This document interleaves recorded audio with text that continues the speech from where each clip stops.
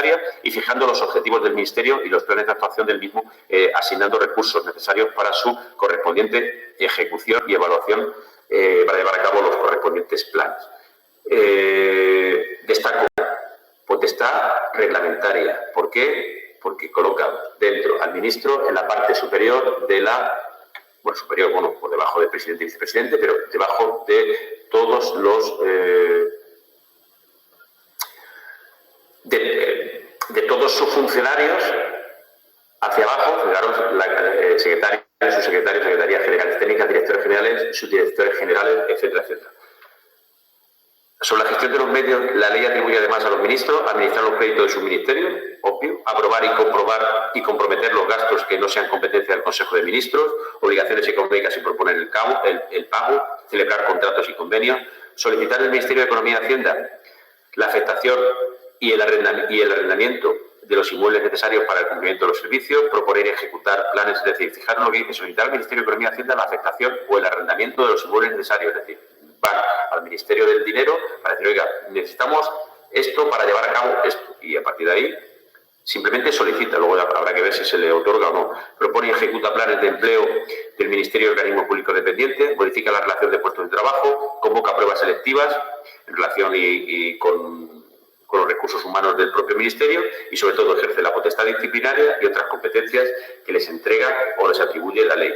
Los secretarios de Estado y los secretarios generales, pues sería la siguiente figura que aparecería inmediatamente debajo del ministro. Son, digamos, sus auxiliares, sus manos derechas, sobre todo el secretario de Estado. Es una figura de influencia francesa y, pues echarle un vistazo ahí un poco por verificar el origen. Sabéis que al autor le gusta mucho un poco hablar un poco de historia, pero la figura del secretario de Estado, que sería el ayudante del ministro. Es decir, que básicamente puede haber un secretario de Estado o varios secretarios de Estado, dependiendo del propio ministerio, dependiendo de la amplitud o no de las funciones que venga a realizar. Y la Ley 50/97, que es la ley del Gobierno, a la cual llevamos haciendo referencia, permite afirmar que se ha creado un nuevo escalón político en la jerarquía administrativa, puesto que es la figura inmediatamente inferior al ministro, pero antes de los subsecretarios. Pues que unifica un poco el mando común de áreas de competencia homogénea dentro de los departamentos de competencias múltiples. Si alguien tiene 2 o 3 competencias, se me ocurre, por ejemplo, el Ministerio de Educación, Cultura y Deporte, pues puede tener un secretario de Estado para Educación, un secretario de Estado para Cultura y un secretario de Estado para Deporte. Pues puede crearse, por ejemplo, 3 secretarios distintos para 3 áreas que aglutinadas para un solo ministerio, para un solo ministro, pues tiene 3 secretarios para poder llevar a cabo cada una de las funciones. Pero que eso depende un poco de la creación de los ministros. Vulgarmente se le venía denominando ministros de segunda fila, con responsabilidades que se reducen como responsables de la ejecución de la acción del Gobierno específicamente dirigida a una actividad concreta. Y coordinan, las subsecretarías y las secretarías generales, ¿de acuerdo? Y los secretarios generales técnicos y los directores generales. Obvio, está en la parte superior, es el escalón intermedio entre el ministro y los subsecretarios, el secretario de Estado, y evidentemente, por el orden jerárquico que ocupa, pues tiene que llevar a cabo esa función de control y dirigir esas secretarías y direcciones generales.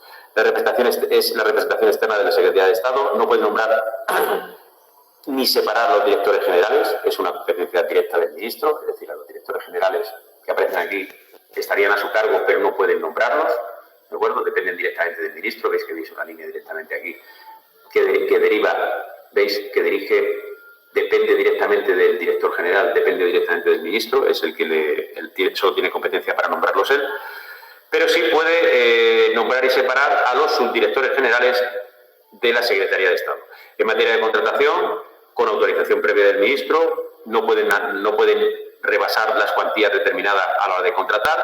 Solo dentro de los límites que determine el Ministerio podrá administrar los créditos para gastos propios, aprobar y comprometer los gastos con cargo a aquellos créditos y reconocer obligaciones económicas. Básicamente, dentro de las funciones, imaginaros esa figura que hemos hablado antes, el secretario de Estado de Cultura, secretario de Estado de Deporte. Cada uno de ellos tendrá sus correspondientes presupuestos y dentro de esas áreas podrán dirigir con control del ministro y dependiendo también de la cuantía de cada uno de los contratos, podrá administrar esas cantidades que se le atribuya por parte de su inmediato superior, que en este caso sería el correspondiente ministro. Al igual que los ministros, y sin contar con ellos, pueden autorizar las comisiones de servicio, resolver los recursos que se interpongan contra las resoluciones de los órganos directivos que dependan directamente de él, o bien el superior jerárquico, y cuyos actos no agoten la vía administrativa, así como los conflictos de atribuciones entre dichos órganos. Yo el tema de no agotar la vía administrativa me lo dejo para administrativo segundo, no quiero complicar aún más la vida, pero bueno, que pueden resolver recursos como superior jerárquico y que lo tenga así anotado. La figura de los secretarios generales se asemejan a los subsecretarios compartiendo categoría y requisitos para nombramiento y se admiten con carácter excepcional si así lo admiten las normas del Ministerio. Los subsecretarios, bueno, pues no vamos a andar en cada una de las figuras que aparecen aquí, pues yo creo que no vamos a extender en exceso. Y directamente vamos a pasar a la siguiente, directamente echarnos un vistazo. No tiene tampoco mucha enjundia. Tenéis los secretarios inmediatamente debajo de los subsecretarios y luego tenéis debajo los directores generales y debajo de los directores los subdirectores. Si tenéis que, a efectos de memorizar, pues acordaros que el secretario es un ministro de segunda, por decirlo de alguna manera. Después irían, debajo de los secretarios tendrían los subsecretarios, es decir, como la propia palabra dice, sub por debajo del secretario de Estado, y por debajo los directores generales. No significa que dependen jerárquicamente de ellos, pero como veis, y así lo hablamos antes, los directores generales dependen directamente de los ministros, pero eso no quiere decir que no estén inmediatamente debajo de la dirección de los secretarios de Estado. Vista ya la administración central, vamos a pasar a la administración periférica, que en este caso serían los delegados del gobierno en las comunidades autónomas, y luego, por orden del ministro, el nombramiento de subdelegados de gobierno y directores insulares. Vamos un poco a ver qué es esto de la administración periférica del Estado. Hemos hablado de la administración central, del gobierno como tal, pero tenemos que pensar que tenemos un Estado constitucional descentralizado y que tenemos 17 autonomías.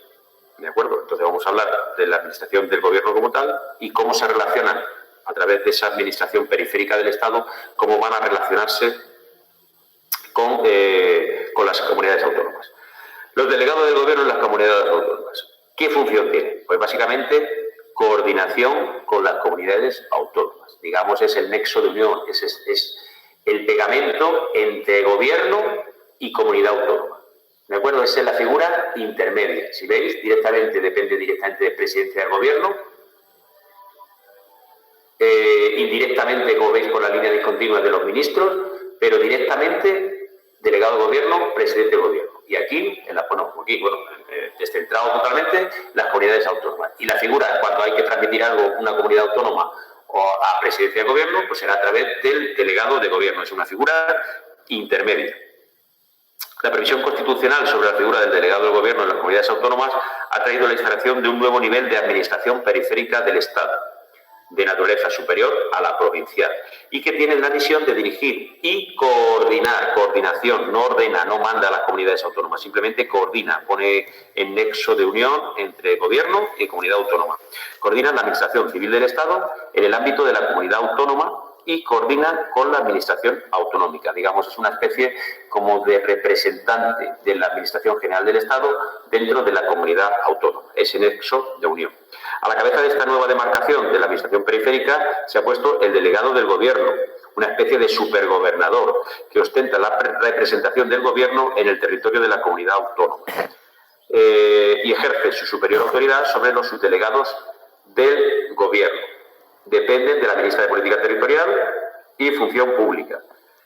Son órganos directivos, bueno, a nivel curioso, son órganos directivos que dependen y tienen cargo de subsecretario, como veis están en el mismo nivel, subsecretario, delegado de gobierno y embajadores estarían al mismo nivel, ¿lo veis? Y,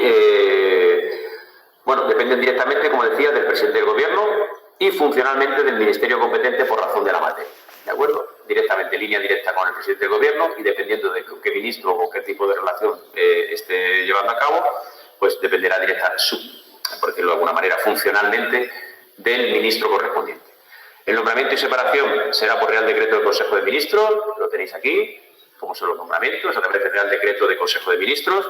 a propuesta del presidente del Gobierno. Tendrán su sede en la localidad donde radique el Consejo de Gobierno de la comunidad autónoma, es decir, si es el nexo donde tendría que tener su oficina, por decirlo de alguna manera, bueno, pues evidentemente donde tenga y radique la sede del Consejo de Gobierno de la comunidad autónoma. Concretamente, en Castilla-La Mancha, el Consejo de Gobierno tiene su sede en el Palacio de Fuensalida, en Toledo. Bueno, pues el delegado de Gobierno de Castilla-La Mancha está concretamente en Toledo.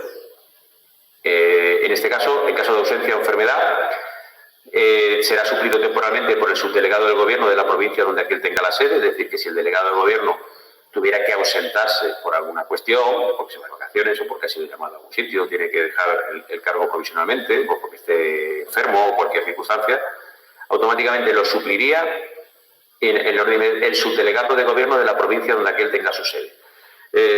Básicamente lo que el texto hace es un poco analizar qué no va a...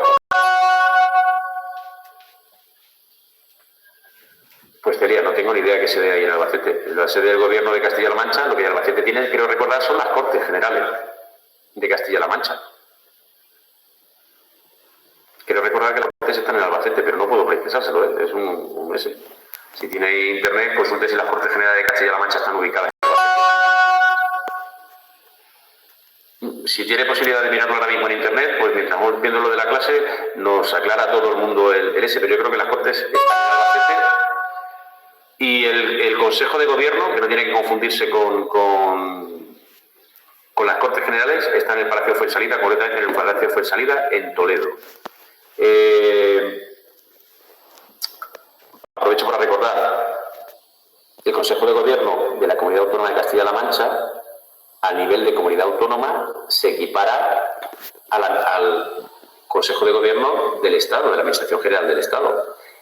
Igual que esto es el Gobierno, es decir, el Poder Ejecutivo de Castilla-La Mancha está en el Palacio de Fuensalida de Toledo y el Poder Legislativo, si no me equivoco, las Cortes Generales de Castilla-La Mancha están ubicadas en Albacete. Por tanto, el Poder Legislativo estaría ubicado en Albacete y el Poder Ejecutivo estaría concretamente en Toledo. Y lo que dice el delegado del Gobierno, pero así digo bien, el delegado del Gobierno, es que tendrá su sede en la localidad donde radique el Consejo de Gobierno, donde esté el Poder Ejecutivo de la comunidad autónoma. ¿De acuerdo? ¿Entendido ahí? ¿Me ha consultado Celia lo de dónde están las Cortes de Castilla-La Mancha? Pues si es tan amable y lo pone, pues vamos colaborando. ¿Que en Toledo las Cortes?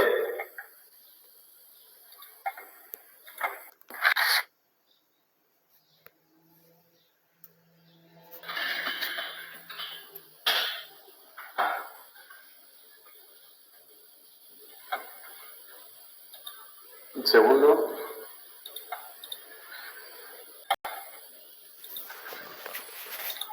Bueno, que no me deja mirarlo.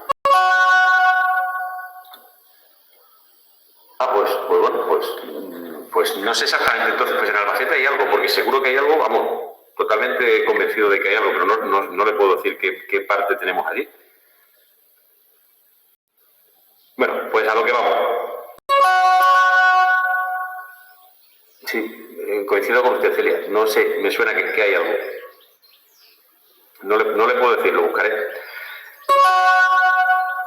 Perfecto, pues ya está, Celia. Maravilloso. Así nos lo comenta. Continúo para no perder el hilo. El delegado de Gobierno cuando se marcha sería el subdelegado de Gobierno de las provincias, porque en comunidades autónomas en las que existen varias, no es uniprovincial, sino que existen varias provincias, hay un subdelegado del Gobierno en cada una de las provincias. Entonces, el delegado de Gobierno estaría en Toledo y en Albacete, Ciudad Real, en Guadalajara, habría un subdelegado de Gobierno por cada una de las 5 provincias de la comunidad autónoma. Y el delegado pues se sustituye directamente por el subdelegado de Gobierno del sitio donde tenga la sede o por el subdelegado que así designe expresamente el delegado, pues porque tenga una cuestión de confianza.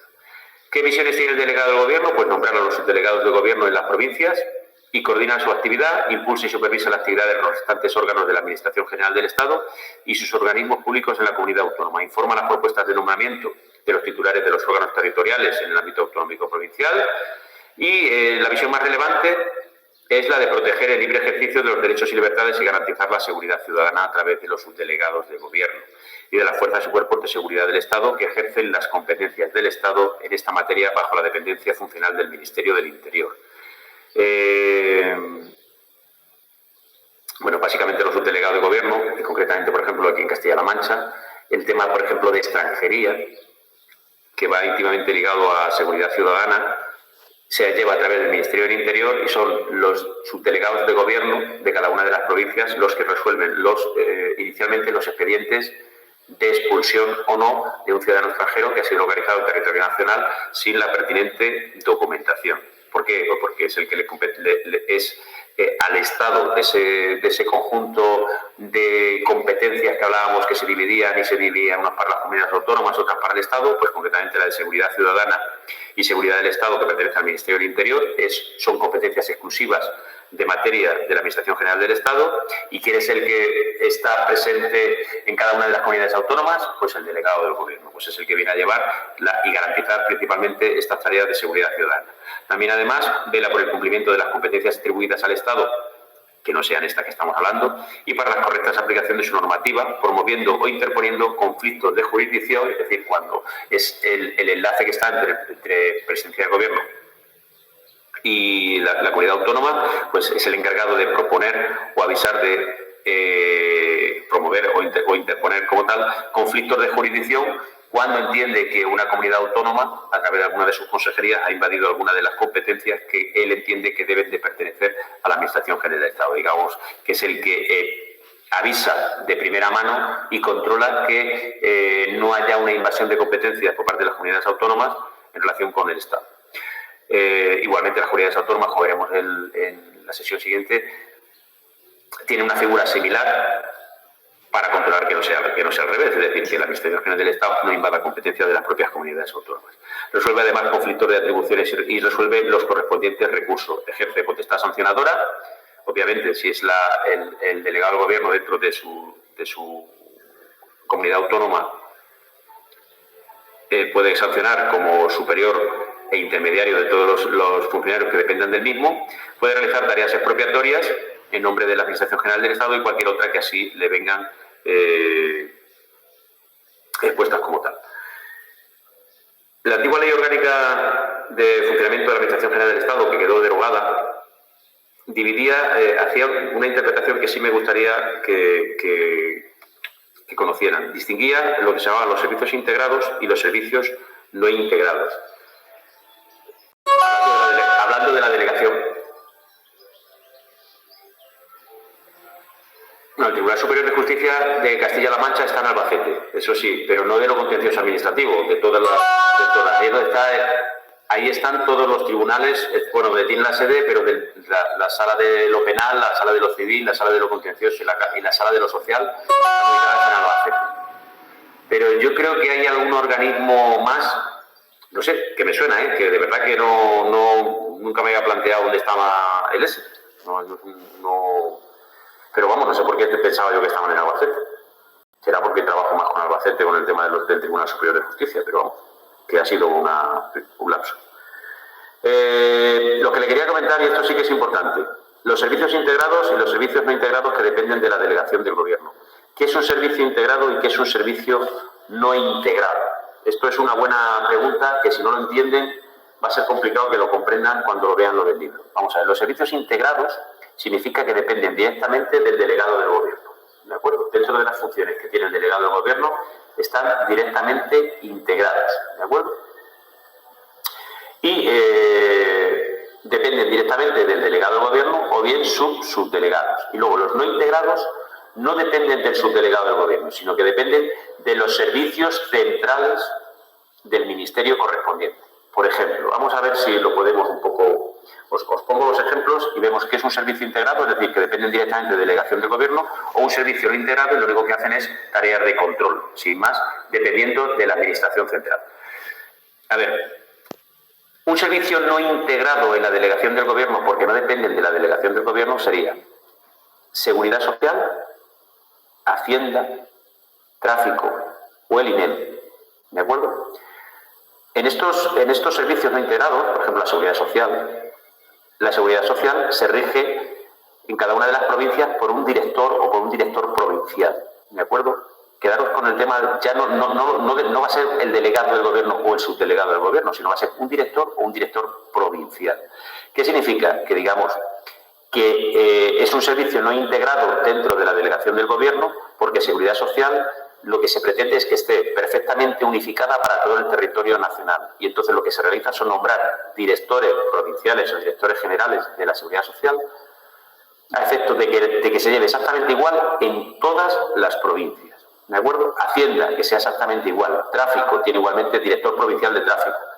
INEM, el INEM, cuando veis una resolución del INEM, la firma un director general. Esto significa un director provincial.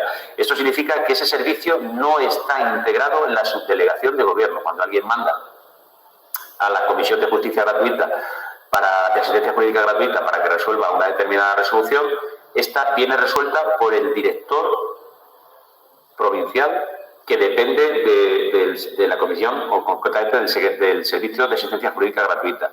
No dependen del subdelegado del gobierno. Como sí decía, sí dependen del delegado del gobierno los registros. Los registros, cuando viene algo firmado, tiene que venir firmados si son coordinados por el director, por el delegado del gobierno. Atención al ciudadano, delegado del gobierno.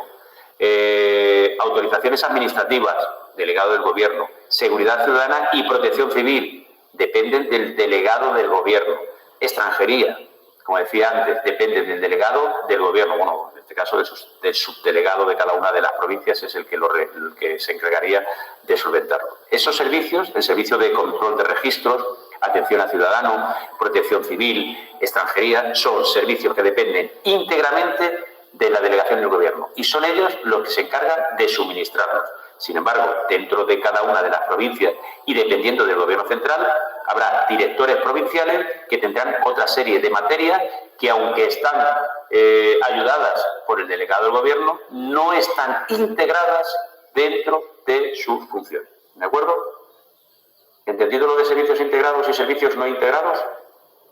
Generalmente lo vais a diferenciar porque el nombramiento es a través de directores provinciales. Cuando veis una resolución que viene del INEM o una multa de tráfico, la firma el director provincial. Ah, vale, perfecto. Gracias. Pues en la siguiente pregunta que habrá en el libro habla un poco de los subdelegados del gobierno, es decir, la figura inmediatamente ayudante del delegado del gobierno, y la viene a equiparar con los gobernadores civiles pues, que había antes de la Constitución. Echarle un vistazo, veis un poco el origen, ya sabéis que es un poco lo que le gusta al autor, contar un poco de historia. Bueno, pues le echáis un poco ahí un ratillo para ver dónde viene el origen de esto. Y bueno, básicamente los subdelegados de gobierno, que ya lo hemos adelantado, en cada una de las comunidades autónomas uniprovinciales existe un delegado del gobierno que asume las competencias que la ley atribuye a los subdelegados del gobierno en las provincias. En las pluriprovinciales, pues los subdelegados del gobierno les corresponde a su nivel provincial las mismas funciones que los delegados del gobierno en las comunidades autónomas, pero ojo, siempre dependiente de su delegado de gobierno. ¿Qué hacen estos subdelegados? Pues igual que los delegados del gobierno. Dirigen los servicios integrados de la Administración General del Estado según las instrucciones del delegado del gobierno. Impulsan y supervisan e inspeccionan los servicios no integrados, es decir, era lo que hablamos antes de los servicios integrados y no integrados. Dirigen los servicios integrados y, por otro lado, supervisan e inspeccionan los servicios no integrados, que estos vienen a resolver las cuestiones a través de sus directores generales. En las islas, ¿qué tenemos? Directores insulares, dependientes de la Administración General del Estado, nombrados por el delegado del gobierno o por el procedimiento de libre designación entre los funcionarios de carrera del Estado, de las comunidades autónomas o entidades locales pertenecientes al nivel A1. Los directores insulares dependen jerárquicamente del delegado del gobierno en la comunidad autónoma o del subdelegado de gobierno cuando éste exista. Por tanto, como ejemplo, director insular, Canarias. En Canarias, que es una comunidad autónoma, pero hay 7 islas. Que tendríamos 7 directores insulares, veis aquí, a uno por cada una de las islas. Bueno, no sé si las islas menores tendrían alguno, pero bueno, las 7 islas principales tendrían un director insular por cada una de ellas y tendríamos 2 subdelegados del gobierno. Uno por la provincia de Tenerife y otro por la provincia de Las Palmas. Y luego, para toda la comunidad autónoma, tendríamos un único delegado del gobierno. ¿de acuerdo? Entendido un poco cómo funciona esta administración periférica, delegado de gobierno, en cada provincia un subdelegado de gobierno, imaginaros en Canarias, una por Tenerife, otra por Las Palmas, y luego cada una de las islas tendría un director insular, de tal manera que Las Palmas tendría 3 directores insulares, en este caso Lanzarote, Fuerteventura y Las Palmas, y luego 4 directores por parte de las 4 islas que pertenecen a la provincia de Tenerife, con un subdelegado provincial para la provincia de Tenerife y ambos subdelegados de gobierno dependiendo del delegado de gobierno de la comunidad autónoma de Las Palmas. Bueno, pues eso explicado, administración periférica vista. ¿Alguna duda?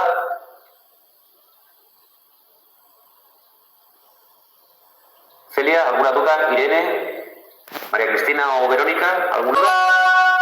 Vale, esto yo creo que es relativamente fácil, es un poco de seguirle un poco el orden, pero que veáis con el cuadro esquemático que lo veréis básicamente. Y luego por último, vale, gracias, muy amables. Pues luego por último lo que nos encontramos sería la administración exterior del Estado, que básicamente, bueno, pues ya lo veis ahí, sería la figura de las embajadas y los consulados. Vamos a ver un poco, os explico un poquito lo que viene en el libro y ya está. Se articula fundamentalmente en misiones diplomáticas que representan a España ante los estados con los que tiene establecidas relaciones diplomáticas. Las misiones diplomáticas especiales son representaciones del Estado solo temporalmente y para alguna determinada cuestión, ¿de acuerdo? Hay que diferenciar igualmente, y así diferencia el libro, representaciones o misiones permanentes, que representan a España permanentemente en una organización internacional, mientras delegaciones representan en un órgano a una organización internacional o una conferencia de Estado, que depende más de si es una cuestión permanente o no, la diferenciación entre las misiones permanentes y las delegaciones. Diferencias. Y como decía, aunque no vienen ahí, en las embajadores, generalmente la figura que aparece en cada uno de los estados serían los embajadores y de manera potestativa se podrían realizar oficinas consulares.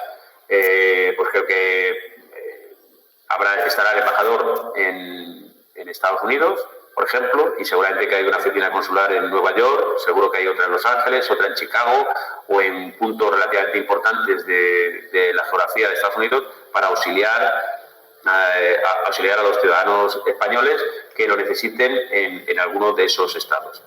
Y bueno, en las oficinas consulares sí que además conozco estar en Los Ángeles, seguro que hay una, y en Nueva York también existe otra. Creo que en Chicago también existe alguna más y tiene que haber alguna más por el resto de territorios. Los embajadores y los representantes permanentes ante las organizaciones internacionales tienen o equivalen al mismo estado, a la misma categoría que los delegados del gobierno y sus secretarios. Y bueno, pues la acción exterior no está libre de fracturas, pues la ley admite a la Administración General del Estado en el exterior que colaborará con el resto de instituciones y organismos españoles que actúen en el mismo. ¿Qué da pie a esto? Pues a justificar la cierta representación de la Administración también exterior autonómica. ¿De acuerdo? Bien, en esto significa que pueden existir, representando a las comunidades autónomas, algunas instituciones y algún tipo de organismo. Hay un par de preguntas en el libro, sobre todo una que habla sobre el tema del tema de las embajadas y habla sobre unas cuestiones que a mí personalmente yo creo que no tienen tampoco mucha más relevancia, pero bueno, echaros un vistazo si lo queréis ver. Y esto que decía, pues significa que con la posibilidad de la interpretación que se realizó por algunas comunidades autónomas en relación con la fijación de determinados consulados, bueno, pues se abrieron una serie de embajadas, concretamente la Comunidad Autónoma de Cataluña abrió embajadas en Italia, en Gran Bretaña, en Irlanda, en Estados Unidos, en Alemania, en Francia. Y bueno, pues el Tribunal Constitucional, a través de una sentencia, pues anuló estas embajadas catalanas. Y lo que vino a determinar es que se podían establecer delegaciones de gobiernos catalanes, y concretamente existen en Bruselas y en Londres, pero ya no son embajadas, porque parecía que, bueno, pues daba una apariencia, yo digo, entre comillas, una falsa apariencia de Estado independiente, y el Tribunal Constitucional se encargó de matizar que no se podía utilizar ese término o esas embajadas de Cataluña en los estados como si fuese un Estado internacional. Echad un vistazo porque básicamente es bastante curioso. Y por último, y ya sí que os lo comento, lo veremos rápidamente pasado el próximo día, es que le echéis un vistazo al libro, pero el libro habla de la Ley 5/2006 en la pregunta número 12, y esa Ley 5/2006 quedó derogada por Ley 3/2015, 30 de marzo. Básicamente no hay mucha diferencia, pero significaros que sí está derogada. ¿Me podéis confirmar que los textos que tenéis, si alguno tenéis algún texto nuevo, si sigue hablando de la Ley 5/2006, la pregunta 12? Porque en el que yo tengo sí que hablaba, pero me gustaría saber si ha habido alguna modificación en alguno de vuestros textos. ¿Me podéis verificar alguno de los compañeros si habla en la pregunta 12 de Ley 5/2006? Es la que habla del régimen de garantías y conflictos entre compatibilidades e incompatibilidades. Que sí, habla de las 5/2006, ¿verdad? ¿Celia? Sí. Vale, perfecto. Pues deciros que el texto no es correcto y la Ley 5/2006 quedó derogada por la 3/2015, 30 de marzo, ¿vale? Que regulaba el ejercicio de alto cargo de la Administración General del Estado. Lo veremos un poco de pasada y comentaremos con la nueva ley, sí que lo tengo comentado aquí. Os daré algunas referencias para que la tengáis. Y bueno, básicamente pasaremos y veremos el tema 6, que es el que más me interesa verlo, y este lo veremos un poquito de pasada para que lo tengáis. Pero ojo a la ESA, al dato que la Ley 5/2006, sobre la cual habla el texto del libro, quedó derogada ya por la 3/2015. ¿De acuerdo? Pues nada, pues muy amables por estar aquí, muchas gracias por vuestra atención. ¿Vale? Pasar buen fin de semana y a ver si tenéis mucha suerte con los estudios. Gracias a todos. Buenas tardes.